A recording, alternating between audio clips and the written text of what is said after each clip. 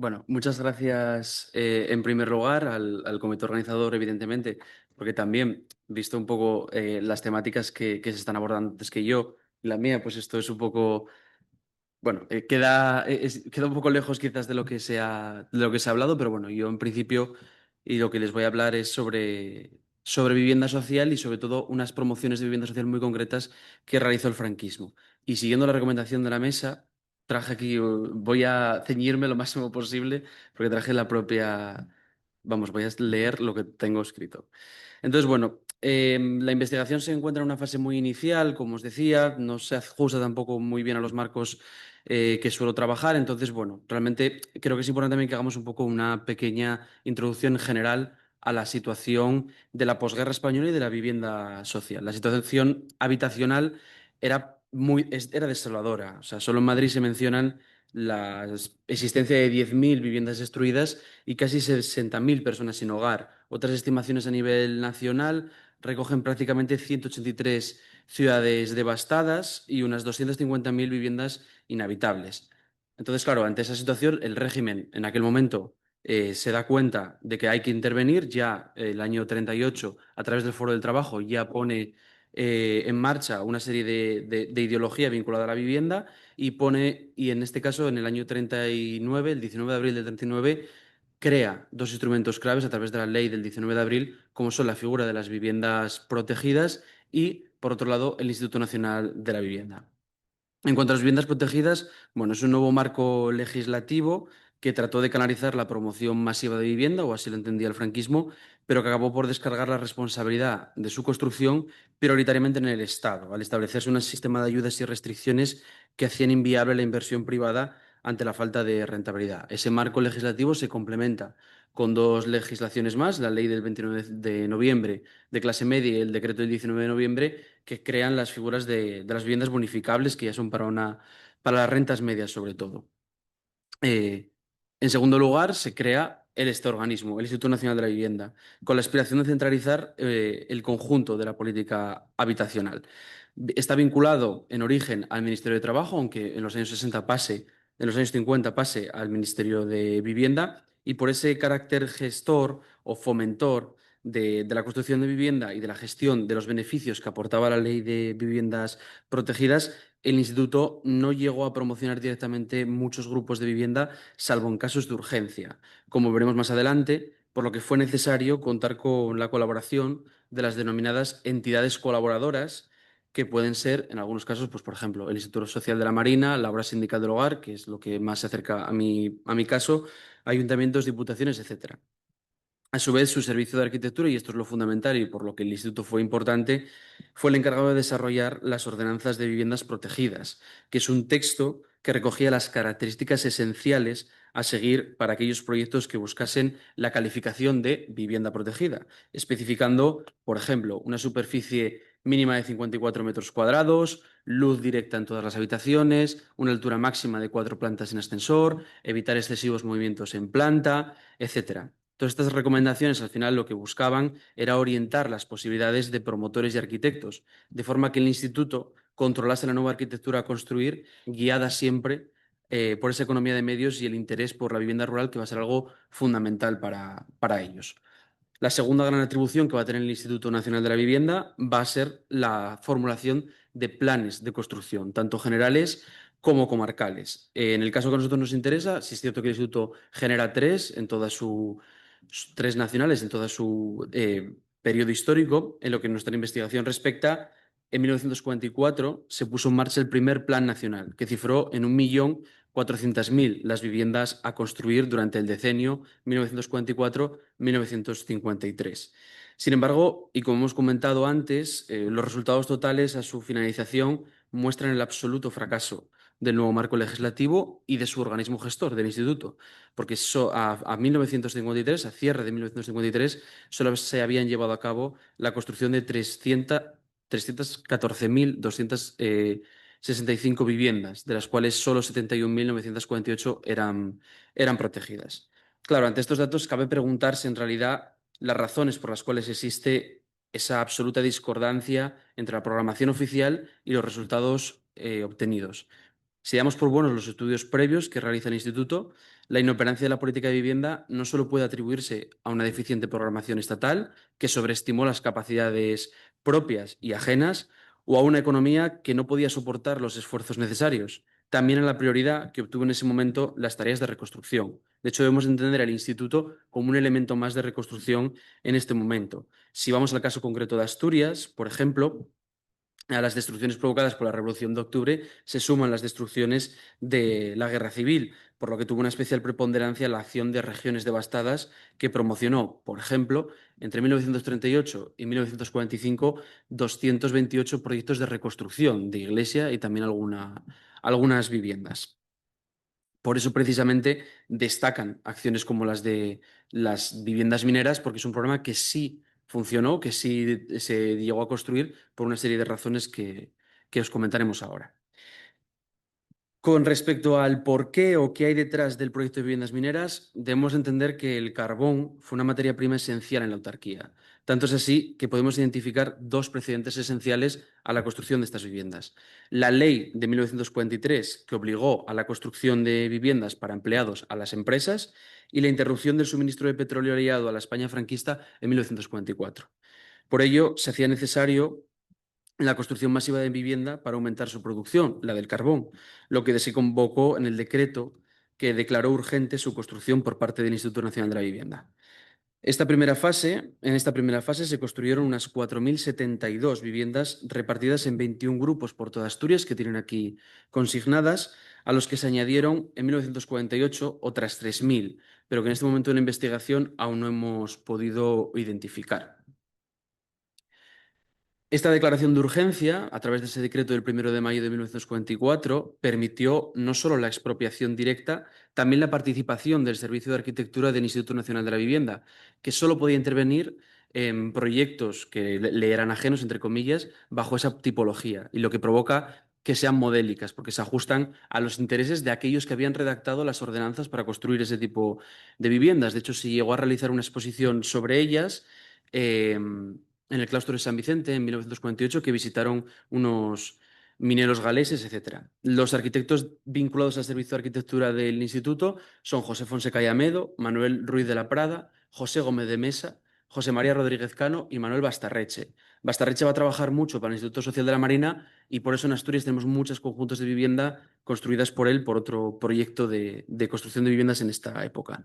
En cuanto a los arquitectos asturianos, que son menos y están en grupos muy concretos, está primero José Francisco de Zubillaga, que es el delegado del instituto en la provincia, Federico Somolinos, que no deja de ser el arquitecto asesor de la obra y por tanto tiene una relación con el instituto muy fluida, Gabriel de la Torriente, que es arquitecto municipal de Oviedo y que a la vez es el arquitecto promotor de la primera intervención del Instituto Nacional de la Vivienda en Asturias, que es la colonia Ceano, y luego Fernando Cabanilles, que aparece vinculado a De la Torriente en el grupo de Tudela Begin.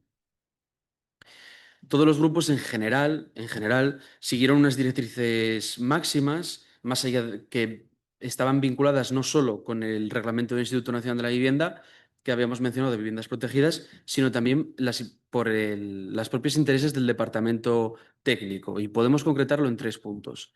En primer lugar, una ubicación inferior a los 2 kilómetros hasta la boca del pozo al que estuviese vinculado el grupo.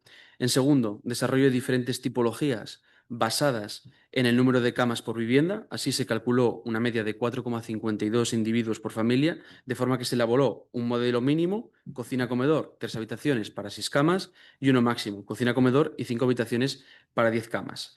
Y en tercer lugar, una imagen exterior profundamente influenciada por el regionalismo, siguiendo los intereses del Instituto Nacional de la Vivienda y de José Fonseca, que en este momento de la posguerra están muy interesados en la vivienda rural. De hecho, el instituto llega a, bueno, en este momento de la autarquía, llega a proponer que el 80% de sus fondos se dedicasen a la vivienda rural, pero bueno, nunca se llegó a hacer.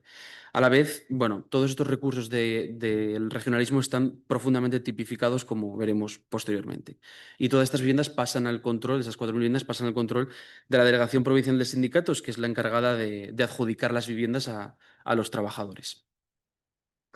Su imagen actual, evidentemente, que todos tenemos en mente, no se corresponde con la que se promociona, y es debido a que en 1963, concretamente a través del decreto 3.671 del 26 de diciembre, se puso en marcha el plan de mejoras y reparaciones extraordinarias, que va a intervenir en unas 8.758 viviendas en Asturias vinculadas a esta promoción de viviendas mineras. Se hizo necesario intervenir tan pronto, apenas casi 20 años menos de su construcción, debido a la rapidez y la situación en la que se encontraban algunos bloques de deterioro, debido eso, a la rapidez con la que se construyó, a los materiales malísimos que en algunos casos, que llevaron a que algunas viviendas colapsasen. Por ejemplo, en esta que tenemos aquí enfrente, veis las viviendas reformadas y este grupo colapsado. Y justo debajo tenéis los 400 los albergues provisionales que se dispusieron para poder vivir la gente mientras se reparaban sus viviendas. Por ejemplo, tenemos otros, os traje aquí algunas imágenes más. Este es el caso del grupo de Pando. Las intervenciones son muy potentes y supusieron la modificación total y la modernización de la imagen del exterior de los grupos, pero también el interior con la intervención en espacios higiénicos y las cocinas. Este es otro grupo. Estas reformas realmente seguramente estuviesen vinculadas a varios grupos de arquitectos, no solo ya no interviene el Instituto Nacional de la Vivienda, sino que son grupos asturianos. En este caso, aquí os traigo dos imágenes a la izquierda en Mieres, a la derecha en Ciaño. Y suponemos esa variabilidad gracias a esa variabilidad de las soluciones que encontramos en fachada, en las reformas, suponemos que hay varios arquitectos. Y en el caso de la Joécara, por ejemplo, sabemos que intervino el grupo número 6, por tanto eso implica que había por lo menos cinco grupos más compuesto por Enrique Álvarez Sala como arquitecto jefe. Pasando ya velozmente al grupo de La Camocha, en Gijón, Vega La Camocha. Aunque el primer carbón del pozo se extrae en 1933, las intervenciones más importantes en cuanto a la conformación del conjunto habitacional que hoy tenemos tuvieron que esperar hasta la década de los años 40. Así, en el año 43, la Diputación Provincial ya hace una primera propuesta y en el 44 empieza este proyecto de las viviendas mineras. Esa primera fase, que se denominó el Grupo Virgen de Covadonga, consistió en 352. La segunda fase, con memoria firmada en 1951, añadió otras 52, así como la construcción, 152, perdón, así como la construcción de los edificios públicos para la barriada, como la iglesia, escuela y mercado, que no llegaron a construirse. El único elemento que tenemos de ese proyecto inicial que no se llevó a cabo es este plano que tenéis aquí, firmado por José Francisco de Zubillaga, en el que se puede ver la disposición original de los bloques y cómo se iba a construir viviendas, cómo se iba a construir iglesias, etcétera, pero en este caso no se llegó a realizar y todos los proyectos están firmados por el grupo del Instituto Nacional de la Vivienda. Aquí os pongo una comparativa para que veáis las similitudes. En la parte de arriba, a la izquierda, tenéis el grupo de Mieres, a la derecha el grupo de Figaredo y abajo la Camocha. Los registros y los usos que están utilizando el Instituto Nacional de la Vivienda es el mismo para todos, lo que pasa es que van conjugando elementos. De hecho, aquí os traigo una muestra de las plantas en las que encontramos hasta siete tipos distintos, dependiendo del número de habitaciones de las que disponen, como os había comentado antes, pero que en realidad, aunque aumentan las habitaciones, la distribución de las mismas es muy similar. Se busca el higienismo, se busca esa iluminación en todos los elementos. Vale. De hecho, los únicos cambios que hay, se menciona A, B, C, D, E, F, G, dependiendo de esas habitaciones, los únicos cambios que hay, que se denominan A1, B1, C1, D1, son porque a veces tienen más alturas, es decir, coge 3, 4 alturas.